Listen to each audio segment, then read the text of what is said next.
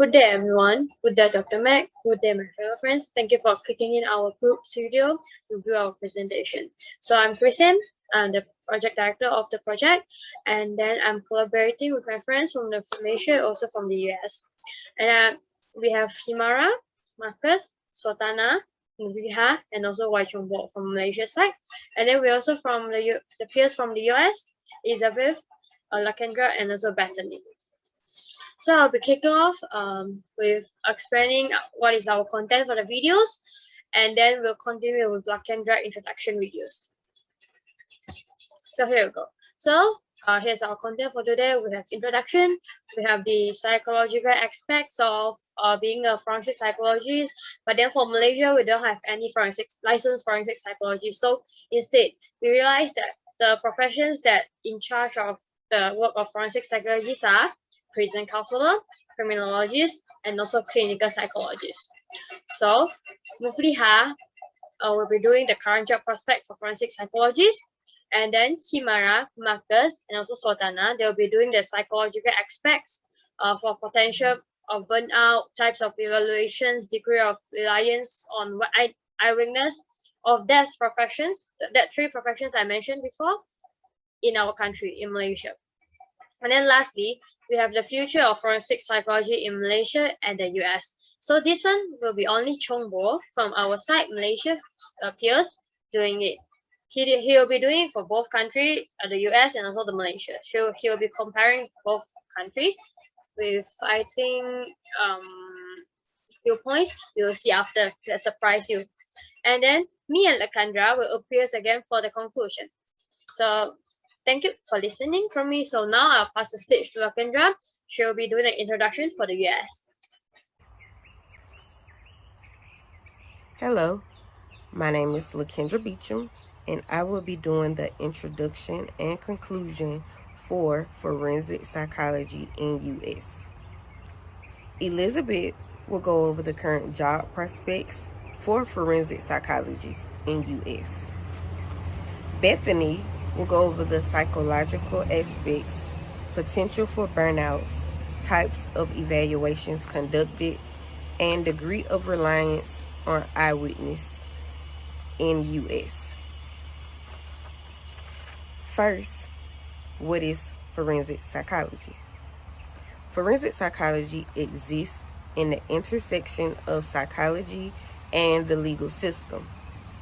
Forensic psychologists works in different environments. Some work in prisons, detention centers, police departments, and courts. Their job consists of determining whether or not a defendant is fit to stand trial. They also conduct research studies, assessments, evaluations, investigations, and testing. What is the system and how it works in the U.S.? Forensic psychologists work very close with the law enforcement agencies. Sometimes they are called to testify in court on behalf of a defendant to support a theory the police or prosecutors have about a criminal defendant's intent. Forensic psychology also involves applying psychology to the field of law and criminal investigation. Forensic psychology job prospects increase with the level of education and experience. Next, I just want to give a brief background of forensic psychology history. Mr. James Cantell was the first psychologist to combine law and psychology in his research. Mr. Cantell conducted some of the earliest research on psychology of testimony. Mr. Cantell inspired a lot of psychologists to conduct their own experiment in eyewitness testimony. His work laid the foundation for many of the forensic psychologists. Mr. Cantell also conducted one of the earliest studies in 1893 at Columbia University. He asked 56 of his college students a few questions just to rate their confidence level. Mr. Cantell later found out that understanding confidence did not equal correctness. Some of the students were very confident whether their answer was correct, and some was always insecure even when they provided the correct answer.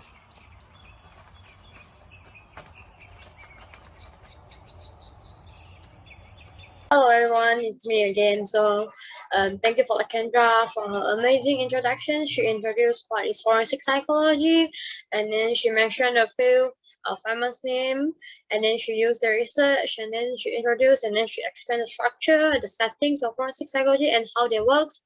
So I know I have mentioned that in Malaysia we don't have any licensed psychologists, but then instead we have another professions to handle the works. So I would like to introduce that we actually have criminologists, the prison counselor, the clinical psychologist. I will not actually introduce what is their job scopes, but I'll leave it to Mufliha since she's in charging for Malaysia for 3 of them. What is their actual job scope for currently? So we'll leave it to later. Just listen to me. Since Lakendra have introduced the system in the US, I'll be also introduce the educational system in our Malaysia on how to become a criminologist, how to become a prison counselor, and how to become a clinical psychologist. So, of course, it has some requirements. It must have some requirements in order to let us to become a prison counselor, a clinical psychologist, or the professions that I mentioned above. And then it's actually quite similar. I will be starting with introducing how to be the educational requirements for becoming a prison counselor and also as well as the clinical psychologist. So here's the education pathway of to be a clinical psychologist or to be a prison counselor. And prison counselor also known as correctional counselor in our country.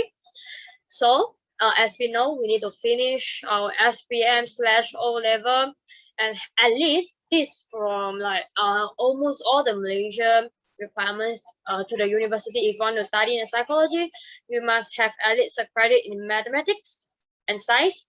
Credit is C. And then for Malaysian, if we not need to have a C, I think it's actually depends on that year. Our education Ministry of Education will adjust the level for SPM, like, and actually have different scores for every year. Like maybe this year, 40 is enough for C, but then sometimes it might adjust it to like 30 is enough for a pass. And then in order to get a C, I think it's around 45 to 50 in SPM. I'm not sure about it. I just read it in an article that I have seen before on the internet. So after that, you can either choose to study a diploma in psychology or / foundation in science or arts, and or maybe the pre-U, A-level, SAM, STPM, etc. So my experience, I took foundation in art, and then turned out I didn't know before that to join the program you don't need a foundation, but then I do join and I enjoy it very much. So from this path, either diploma, foundation, or pre-U, the A-levels, and etc., you can either choose to degree in psychology or straight to the workforce. Only from the diploma, you can straight to the workforce. But then if it's from foundation and pre-U, you need to go to a degree in psychology.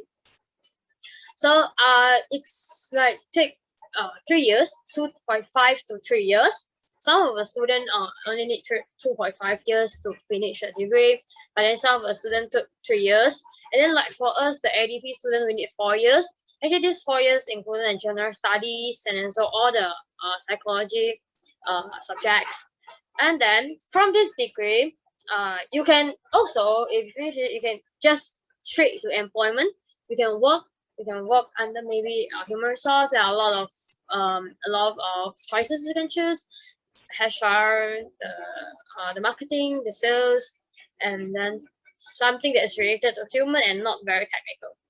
Or it's optional if you want to postgraduate to study for specializations. This is when you choose to focus on one of branches in psychology. As we all know, psychology actually has a lot of branches. We have forensic, we have clinical, we have counseling, we have education, we have development. So this is the time you can choose to study forensic psychology. So you can become a prison counselor, and you study clinical psychology, you can become a clinical psychologist. Of course, you need to do the test, and then you need to take license in order to become one of them. So what can we do with a master in forensic psychology? So in our country, if you have master in forensic psychology, you have a bigger chance to be a jail supervisor, the victim advocate, the jury consultant, the federal government employee, the police consultant, probation officer, crime analyst, forensic research psychologist, investigative journalist, forensic social worker. So we have plenty of choices with a degree in forensic psychology, even though we don't have a licensed forensic psychologist, but then with the degree, we still have plenty of work choices, also related to legal workforce, related to law, related to police, and related to these fields. And then I was spoken for clinical psychologist and also the prison counselor, but then I haven't mentioned about how to be a criminologist. So to be a criminologist, you need to have a bachelor degree in criminology or criminal justice, justice studies, legal studies, or psychology, or a related field. So it's kind of similar to become a criminologist compared to clinical psychologist and prison counselor, but it's slightly different. Is there may be more focus on criminology, criminal justice, like these terms I mentioned before, and then alternatively, complete postgraduate studies in criminology, relevant work experience, for example, experience as a correctional officer can be legitimate access pathway to postgraduate without having a degree in criminology. So I have finished my part for introducing all the three career the professionals we have to replace the work of forensic psychologists. As we can see, actually, they do still need to study about forensic psychology. Just we don't have a license. We don't have any licensed psychologists, forensic psychologists. I'm sorry for my words. We actually need one, and then in the continuous slide to tell why we need one. So in the following, after me will be our other peers, Himara, and also we'll start with Marcus telling the burnout of the jobs, the potential burnout of the jobs, and then Himara will be doing the evaluation, what kind of evaluation they will be using in the system in order to help the crime or the law force, and then we'll have Sultana to tell how much they reliance on the eyewitness. You know. And then that's it for me. And we have Bethany for Bethany is also, she'll be doing all three in the US for forensic psychologists, and then us will be doing introduce the criminology, the prison counselor, and also as well as the clinical psychologist. What they will do for the workforce, law force, and also how they do it. Thank you.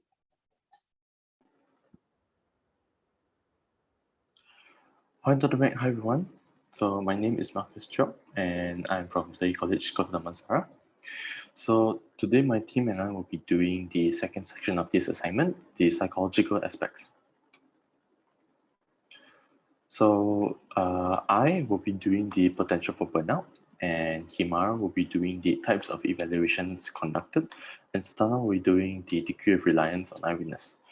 So our Malaysian team, specifically all three of us,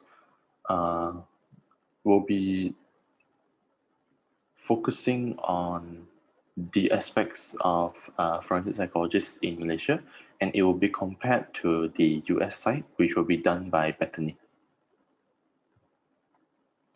So for our team, we could not find a lot of articles on forensic psychologists. There was no specific article, there wasn't a lot of data on the specific field. So we decided to do on psychologists that works closely with forensic psychologists. The first one being criminologists, the second one is prison counselor, and the third is clinical psychologist. So in this video, I'll be talking on the stress and burnouts and even challenges faced by all these three counselors. So let's start with the criminologists.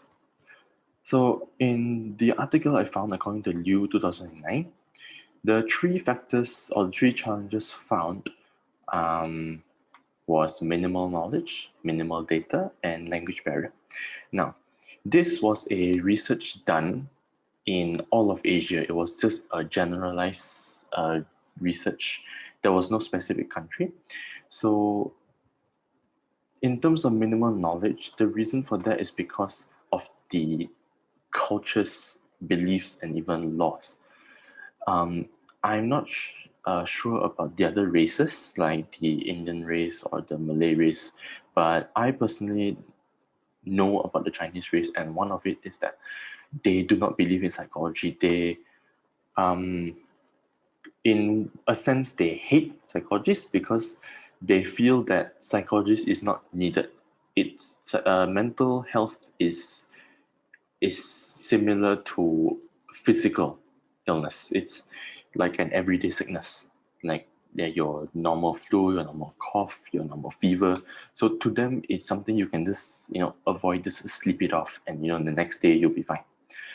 And so due to this, there is a lot of people that does not believe and does not understand the reason behind mental health and why it is so important, how it impacts the country in general. And the second, minimal data. This was not caused by the people, but it was more caused by the government of each country. So the data was being collected, but unfortunately, it was disclosed. It was not disclosed by the government. They did not want it to leak out, and it was also politically sensitive. There was no reason why, but I will assume that since we're doing criminologists, the data might have been to do with crime rates, and that's something we don't want to. Actually, that's something no country wants to talk about, especially when they want tourists to come in and explore their country. They do not want to talk about crime rates. That's the last thing they want. And the third one is language barrier. So in all of Asia, English is not the main language. Mostly Chinese, mainly Mandarin, and the rest of dialects like Hokkien. Sometimes even Indian, especially Malaysia, we have a lot of Indians. India is also consisting of Indian. So when there's data in English, it is very hard to translate. So in even therapy, very hard to communicate with someone who speaks proficiently in English. And the next will be prison counselor. So an article found in Singapore. Now, the reason why I took from Singapore is because I couldn't find a lot of data in Malaysia. So, and also thanks to Dr. Mac's advice, we could find data in Singapore. So, in Singapore, there was an interview with a Mr. Ng Ken Tak. He works in a non-government organization where they help out in counseling in prisons.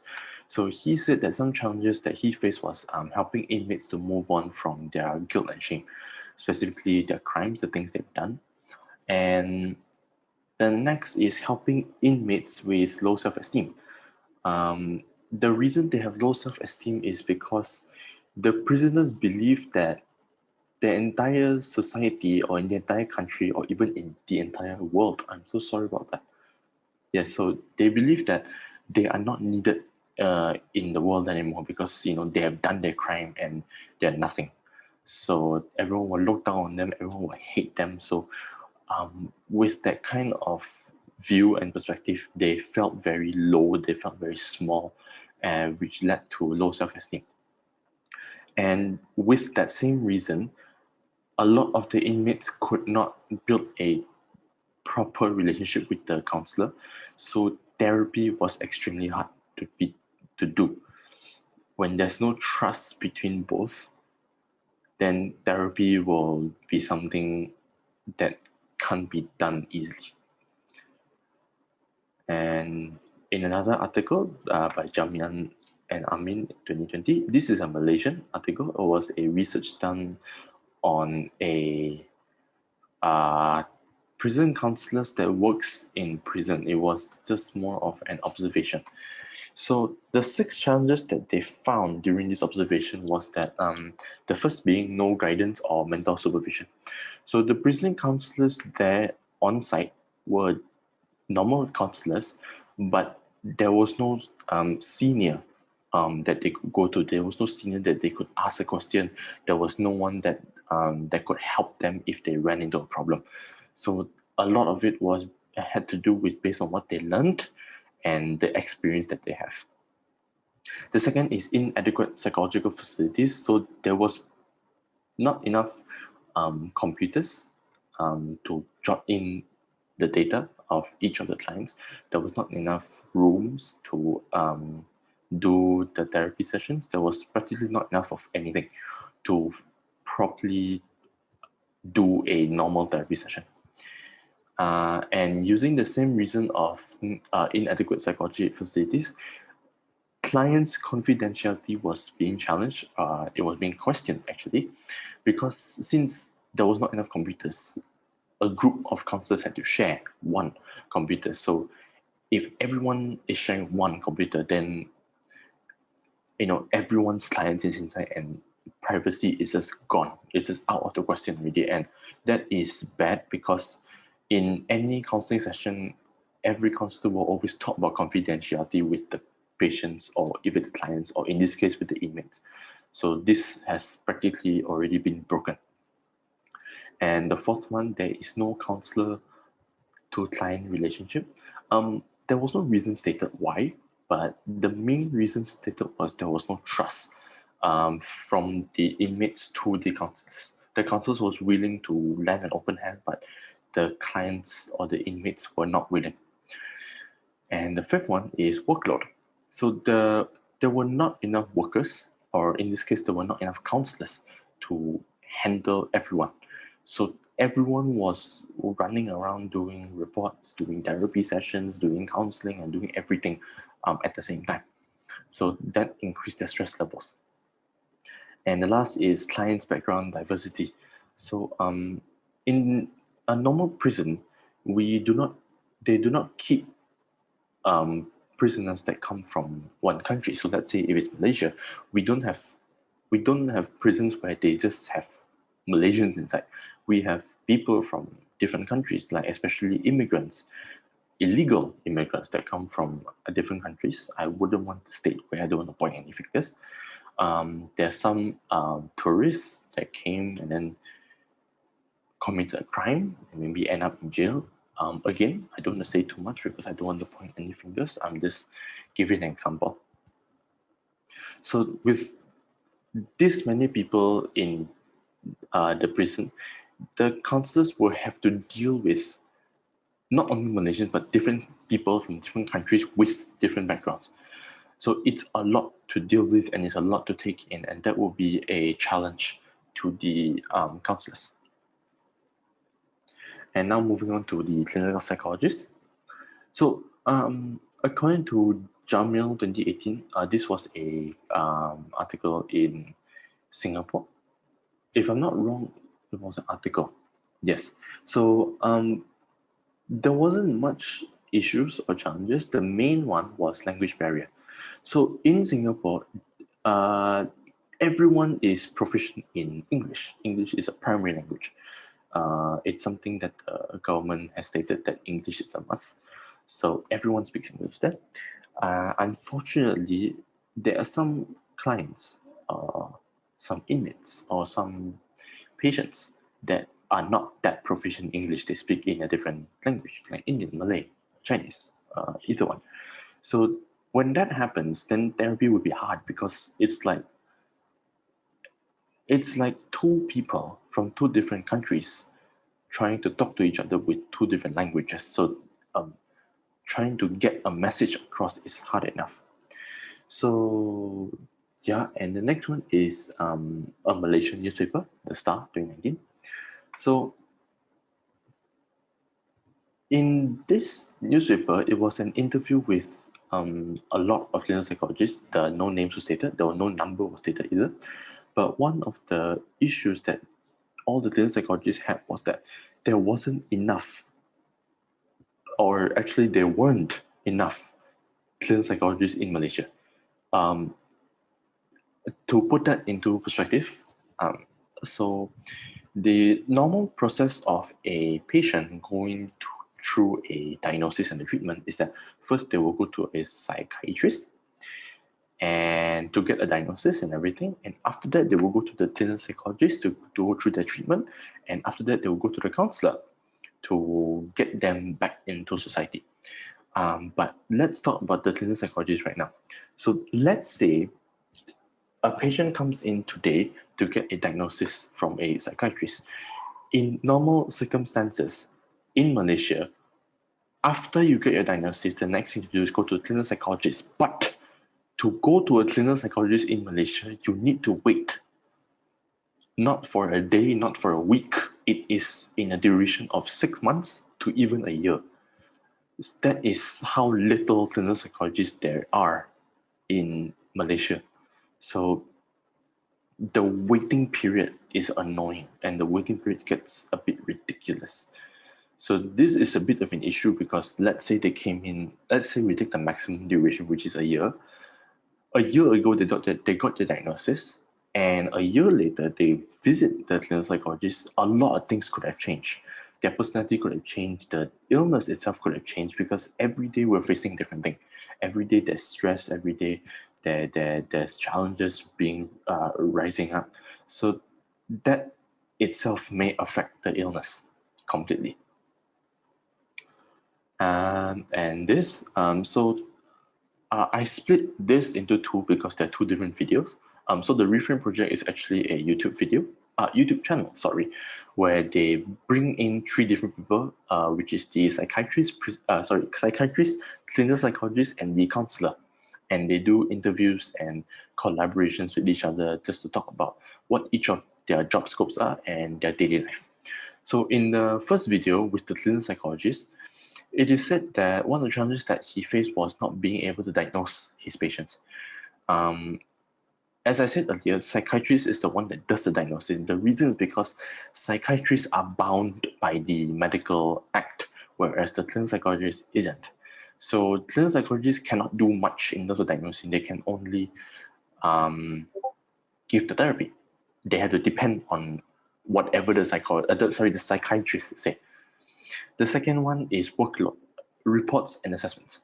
So for every patient, it's one report, and each report is similar to a thesis, something similar done in a master's program or even a doctorate program. So in every report, you will have the usual literature review, but one of the variables that he said was that every time you write literature review, you have to always update your literature review. So let's say we use one instrument, right? Let's talk about the only one I can think of is the Everyday Memory Survey, the EMS. Okay? So let's say the clinical psychologist decided to use the EMS back in 2018, but in 2020 it was revised and the EMS was improved. But if he were to use the 2018 citation in his report in 2020, that can be a bit wrong legally. But if it doesn't have to do with anything to court or police, then okay, it's fine. But one thing he said was that if your client were to go to court due to political reasons or police reports or whatnot, and if you submit your report, or if your report has to go to court and you have literature review that is not updated, in this case the EMS, let's say he used the 2018 version in court, then lawyers will be able to win against the clinical psychologist because he did not use updated versions. He used versions that are in the past, and that is legally wrong. So that will get him into a bit of a trouble. And in the other video, the clinical psychologist, said that a lot of challenges faced by clinical psychologists in Malaysia is that there is not enough practice or internship after their master's program. So in Malaysia, master's program is all you need, is the minimum program that you need to be able to become a licensed psychologist. But even after that, even after doing their masters and after doing that the internship, they feel that it is not enough. While comparing to students in Australia, let's say, the clinical psychologist in this video studied in Australia, so he gave that as an example. In Australia, after you do your masters, there are some that goes to doctorate programs. After you do that, you need to go through a 1-year internship, supervised internship with a senior psychologist before you can actually become a licensed psychologist. And there was news in America saying that the criteria to become a psychologist has increased to become a doctorate program, that you need a doctorate certificate before you can become a licensed psychologist. That is personally, I feel personally that is very true, because if after a master's and internship is not enough, then definitely we need the doctor's program, and we need to go through a 1 year or maybe 2 years, 1.5 years of internship with a supervised, with a supervision with a senior psychologist. Only after that, then we will be able to become a licensed psychologist, because we have enough practice, we have enough experience, so we will be able to give a good and proper therapy. And this is something that the clinical psychologist also said, that Malaysia should improve the way their I forgot the word he used, but they should improve their programs. So instead of stopping at masters, they should move on, bring it up to a doctor's program. So now I'll talk about what I've learned during this short period of researching. First is that psychology is not that popular in Malaysia, same with Singapore. In terms of data and articles, in both countries, psychology is a general subject. There is not enough specialization. There is not enough articles that talks about specific fields. Sorry about this. Okay, and the second point is the stigmas everywhere. So previously, based on my point, which is the Chinese culture, the Chinese belief that psychology is just not needed, because if you were to go to a psychologist, that means you were born crazy and you will live crazily. So that is the Chinese background, that's the Chinese mentality. Those stigmas will affect psychology in general and will not help anyone. And in Malaysia specifically, there is not enough specialists in psychology. There is a lot of clinical psychologists, but there is an even more amount of counselors. So there is only just these two that are popular in Malaysia, and that is just not enough, like counselors and clinical psychologists, and that's it.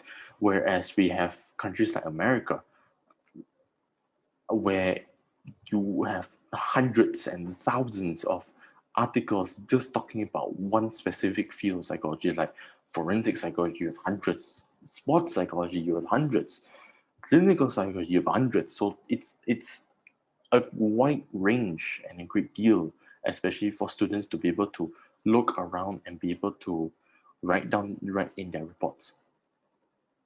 And the fourth is that there's very little data and articles related in psychology. This is different from my previous point. In Malaysia, articles just relating to psychology, just psychology in general, is just not enough. It passes the 100 mark point, it doesn't reach the thousands, so there's not enough for students to go on with. And the fifth is Singapore has a great deal of data and articles of psychology. Comparing to Malaysia, they have a lot just pertaining general psychology, very general. And the last one, it's not related to my points in this video, but during the research, I found out that Japan and Korea has a low belief in psychology, and that was pretty surprising because technology and infrastructure, a futuristic infrastructure, comes from that. We have Japan that's rising into technology. We have Korea that's also rising in technology. Yet psychology is not that famous there. So there are psychologists there. I'm not saying there isn't there. There are, but no one goes there because same thing. They have a lot of culture and a lot of belief. To them, mental illness is a physical illness. So you can just sleep it off, take some meds and medicines, and you can just wake up next day feeling normal. So to them, mental illness or illness in the mind is nothing to worry about. It's nothing serious. So just putting it here because it was pretty surprising. And these are my reference. And that's it. Thank you, everyone.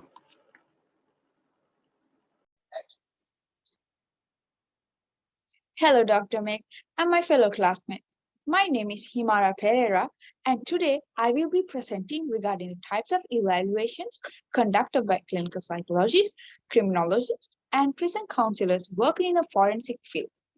Similar to other clinical psychologists present globally, Malaysian clinical psychologists conduct psychometric assessments such as the depression and the anxiety stress scale on prison inmates. However, due to the lack of detailed information present on evaluations conducted by clinical psychologists in Malaysia in a forensic setting, I will be explaining the evaluations based on an article present about clinical psychologists in Singapore. So this article states that clinical psychologists are involved in providing services such as services like therapy and psychological assessments.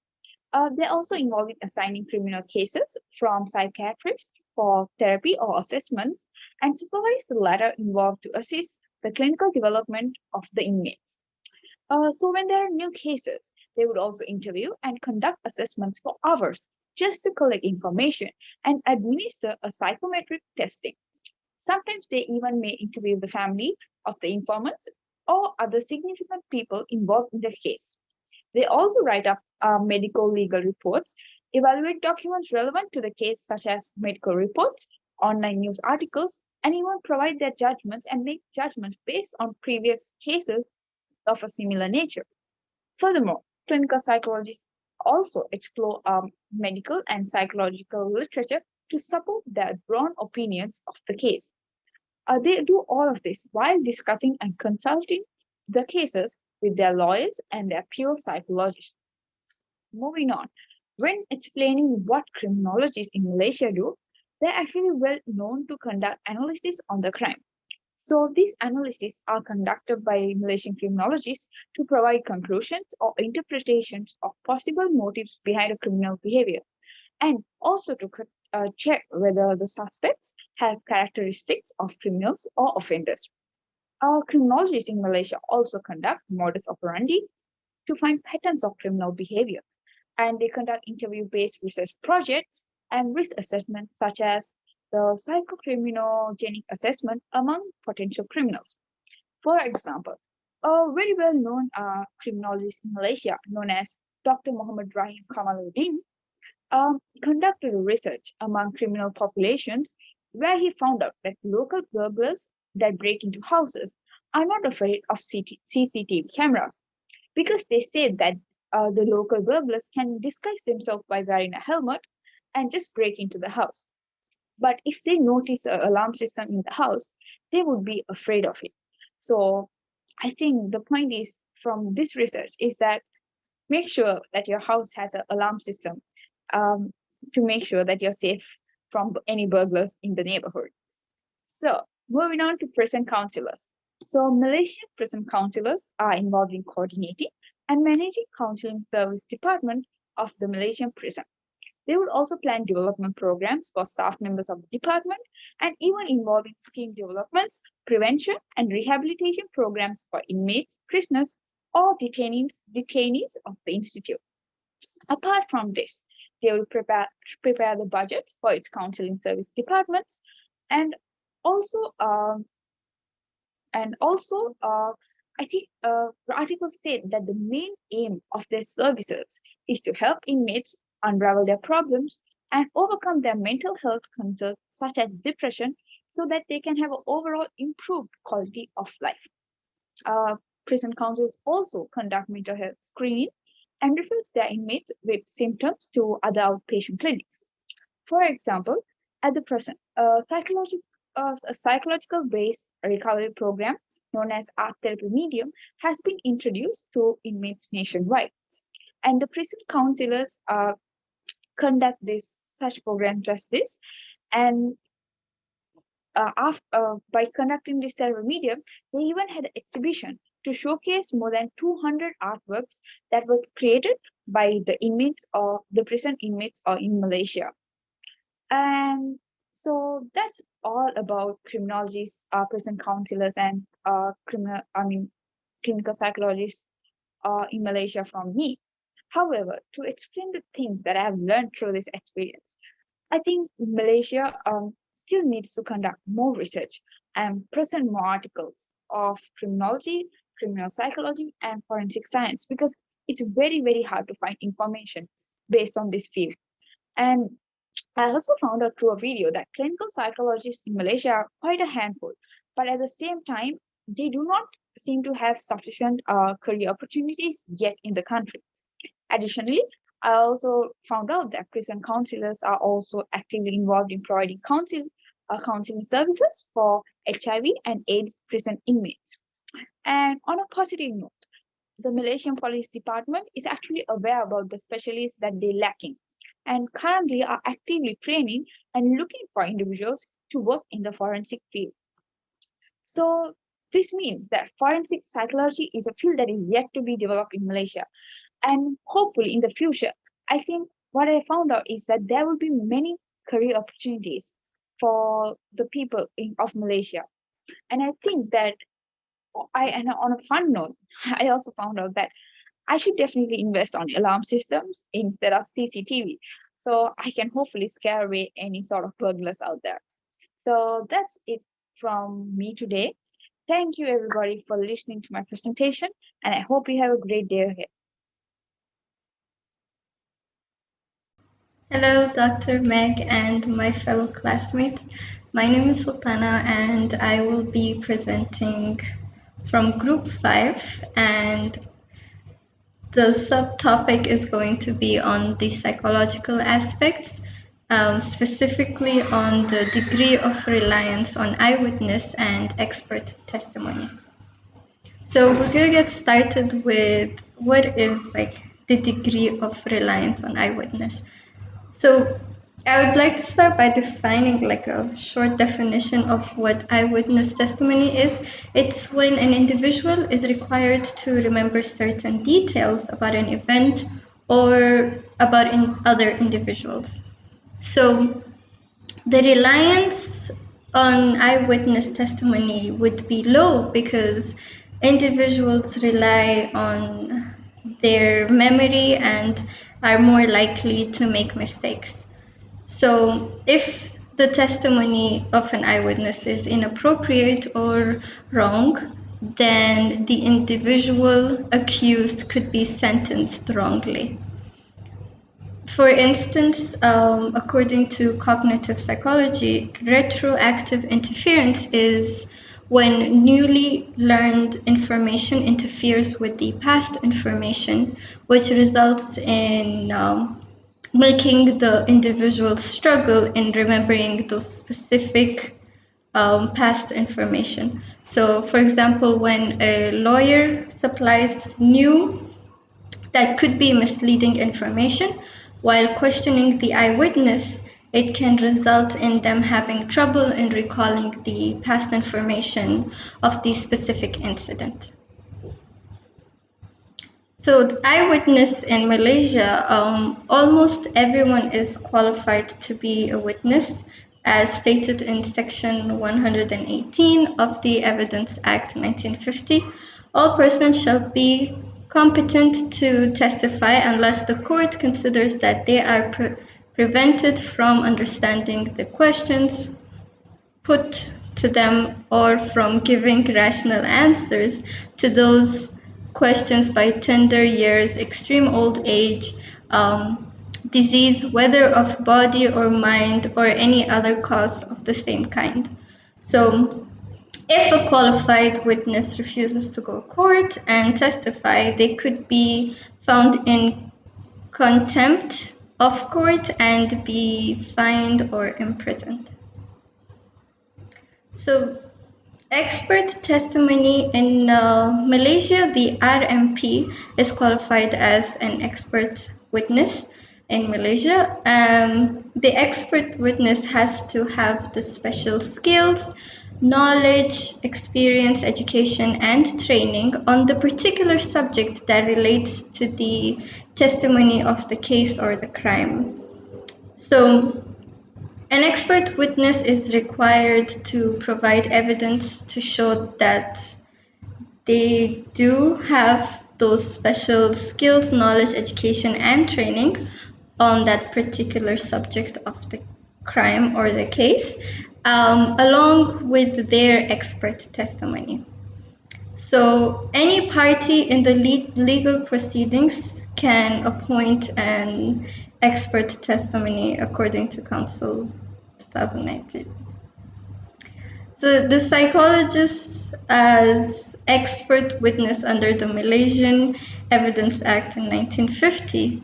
So as the complexity of cases increases, expert witnesses have become more critical in the success of litigation. So according to a journal, the expert witness provides a bridge of specific facts of a case and the patterns of the facts that can be observed and understood through research. Although psychologists may become expert witnesses in both civil and criminal proceedings, the psychological evidence has yet to be won in the ease of acceptance. So these are my references. Thank you. My name is Bethany Daniels, and forensic psychology is said to have a broad definition and narrow definition.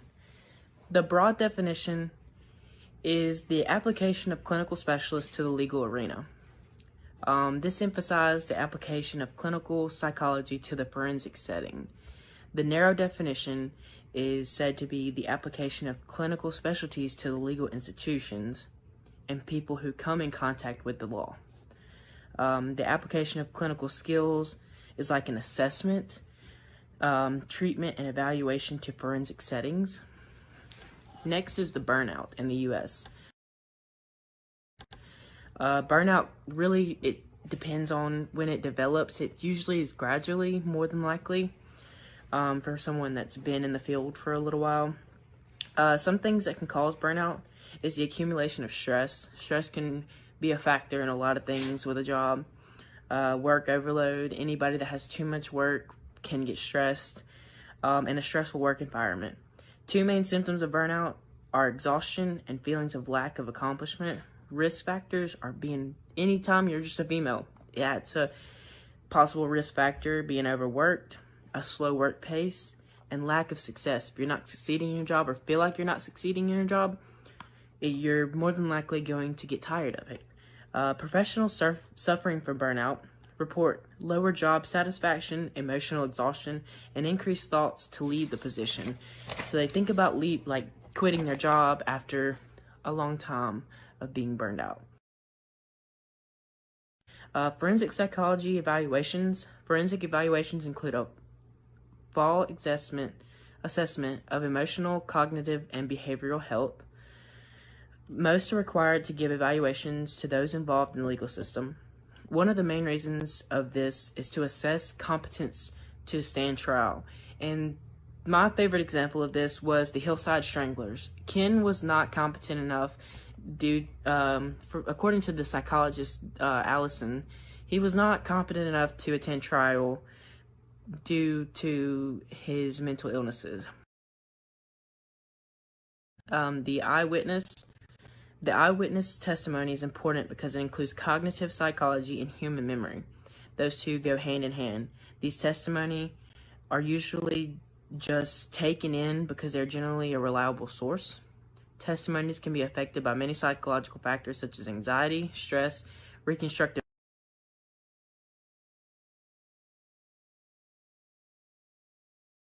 The Clifford and Scott study, the Yerkes-Dodson curve, it showed that 21 studies were done and that the stress-related testimonies created an inverted U on the charts.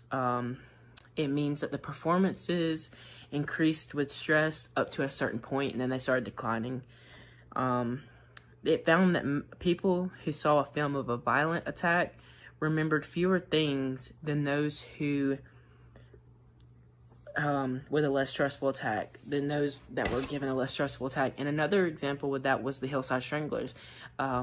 He was hypnotized to try and improve his memory of his crimes and things that he had done because of his disorders. So